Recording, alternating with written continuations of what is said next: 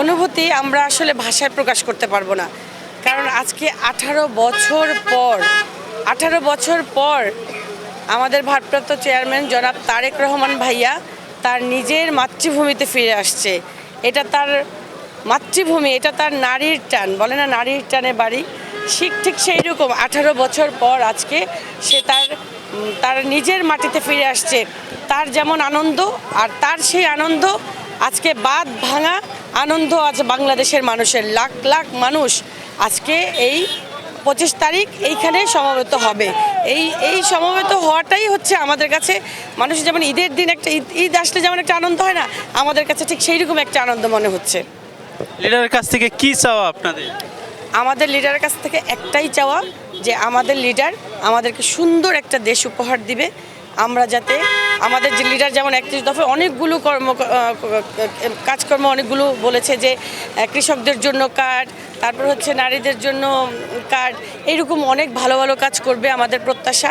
Even সুন্দর একটা দেশ আমাদেরকে উপহার দেবে আমাদের লিডার, ইনশাল্লাহ এটা উনি আমাদেরকে দিবে। আসলে ওনাকে আশা নিয়ে যাই বলেছে না কেন, আজকে তাদের সব কিছুতে বলে না শিগরে বালি, একটা কথায় বাংলা ভাষায় আছে আমাদের, সবাই আসলে দেখে আজকে বুঝবে যে আসলে যতই আমাদেরকে আমাদের পথকে রুখে দাঁড়াক না কেন, আমরা সব বাধা অতিক্রম করেই কিন্তু আজকে আমাদের লিডার আসছে, ইনশাল্লাহ বীরের বেশে আসছে। আসলে এটা আসলে কি পরিমাণ লোক হবে এটা নির্দিষ্ট করে বলার ভাষা নাই। পুরো বাংলাদেশ 25 তারিখ ঠিক এই 300 ফিট, শুধু 300 ফিট না, পুরো ঢাকা ব্লক হয়ে যাবে পুরো মানুষ দিয়ে, মানে পুরো বাংলাদেশ থেকে সব মানুষ ঢাকায় চলে আসবে। দেশবাসীর উদ্দেশ্যে একটা কথাই বলবো, যে আমাদের দেশমাতা আপসীর নেত্রী বেগম খালেদা জিয়া, ওনার জন্য যাতে সবাই দোয়া করে, উনি যেন খুব তাড়াতাড়ি সুস্থ হয়ে আমাদের সকলের মাঝে ফিরে এসে সে রাজনৈতিক কার্যক্রম, তার ভোটের কার্যক্রমগুলো শুরু করতে পারে, এটার জন্য দেশবাসীর কাছে দোয়া প্রার্থনা চাচ্ছি। আর আমাদের দেশনায়ক তারেক রহমান, আমাদের ভাই, বড় ভাই, তার জন্য যাতে সবাই দোয়া করে, সবার কাছে দোয়া চাচ্ছি যেন সে বাংলাদেশে এসে শক্ত হাতে দেশটাকে গড়ে তুলতে পারে। 17 বছর পরে আমাদের তারুণ্যের অহংকার, তরুণ প্রজন্মের প্রতীক, ভবিষ্যৎ বাংলাদেশের কাণ্ডারি, অগণিত বাংলাদেশের স্বপ্নদ্রষ্টা, যার নেতৃত্বে বাংলাদেশ একদিন পৃথিবীর বুকে মাথা উঁচু করে দাঁড়াবে বলে মনে করি, সেই মহান নেতা আমাদের শ্রদ্ধাভাজন তারেক রহমান বাংলাদেশে আসতেছেন। আপনি দেখতে পাচ্ছেন ইতিমধ্যেই আমাদের লুকালো নয়, 300 ফিট জনসমুদ্রের ঢেউ নেমেছে। আমরা মনে করি আমাদের ঈদের যে আনন্দটা, আমাদের সেই ঈদের আনন্দ সবার মধ্যে কাজ করছে। আমাদের লিডার আসছে, এই দেশনায়ক তারেক রহমান নির্বাচনকে সামনে রেখে এই দেশে ফিরছেন। আমরা মনে করি এই ধানের শীষ বিপুল ভোটে জয়লাভ করবে বাংলাদেশ। আবার এই বাংলাদেশ আমাদের জাতীয়তাবাদী দল এই বিএনপি পরিচালনা করবে বলে আমরা মনে করি। আগামী দিনের সরকার বিএনপির সরকার। আমাদের দেশনায়ক তারেক রহমানের কাছে আসলে আমরা এই দেশের 18 কোটি মানুষ তার সঙ্গে আছেন, ধানের শীষের সঙ্গে আছেন।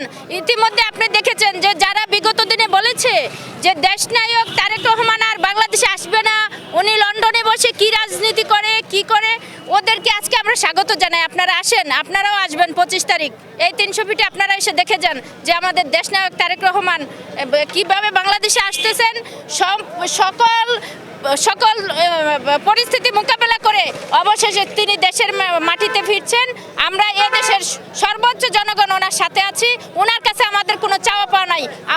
আমাদের বিএনপি সরকার আগামীর এই রাষ্ট্রীয় ক্ষমতায় আসবে, এটাই আমরা বিশ্বাস করি। আপনারা হয়তো সকলেই জানেন, আমরা বাংলাদেশ জাতীয়তাবাদী দলের যারা আদর্শিক চেতনায় যারা বিশ্বাসী, আমাদের দীর্ঘ 17টি বছর স্বৈরাচার শেখ হাসিনার বিরুদ্ধে যে যুদ্ধ এবং আন্দোলন সংগ্রামের মাধ্যমে আমরা 5 তারিখে আমাদের ছাত্র গণ অভ্যুত্থানের মাধ্যমে আমাদের এই দেশটা স্বাধীন হয়েছে। এবং এই দেশে স্বাধীন হওয়ার পরেও আমাদের সেই দূরপ্রবাসে, সেই লন্ডনে অবস্থানরত আমাদের সকলের প্রিয় এবং আমাদের সকলের প্রিয় মুখ বাংলাদেশের আগামীর যে তারুণ্যের অহংকার দেশনায়ক তারেক রহমানের আগমনে আমরা আসলে বাংলাদেশ জাতীয়তাবাদী দল এবং বাংলাদেশের জাতীয় দল ছাড়াও এবং 56,000 বর্গমাইল থেকে অনেক আগত অনেক কর্মী কিংবা অনেক সমর্থন তারা এসে আজকের এই ময়দানে এসে দাঁড়িয়েছে।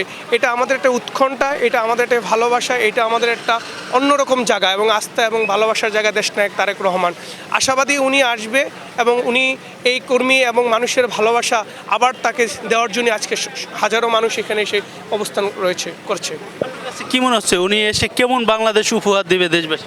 আপনারা হয়তো বা জানেন যে আমাদের বিগত কয়েকদিন আগে বা কয়েক মাস আগেও আমাদের যে 31 দফা যে লিফলেটটি যে বিতরণ করা হয়েছে এবং এই 31 দফার ভিত্তিতে আমরা নতুন একটি স্বনির্ভর দেশ ইনশাল্লাহ গড়ে তুলব। আসলে 31 দফা অনেকেই বলছে যে এটা আসলে মুখে মুখে বাস্তবায়ন হবে না। না, আসলে এটা ভুল কথা, কারণ একটি স্বৈরাচার একটা অবস্থান থাকা অবস্থায় দেশটা পরিচালনা অবস্থায় তখন আমরা চাইলেই আমরা অনেক কিছু করতে পারিনি, কিন্তু আমাদের এই ভোটের মাধ্যমে যদি আমাদেরকে যদি সরকার এবং কি আমাদের যদি ভোটের মাধ্যমে যদি আমাদের অবস্থান করতে পারি, আমাদের সংসদ যেতে পারি, আমরা এই 18 কোটির অধিক মানুষের যে 31 দফাতে যা দেওয়া আছে তা বাস্তবায়ন আমাদের রূপরেখাটাই হলো আমাদের মূল কর্ম।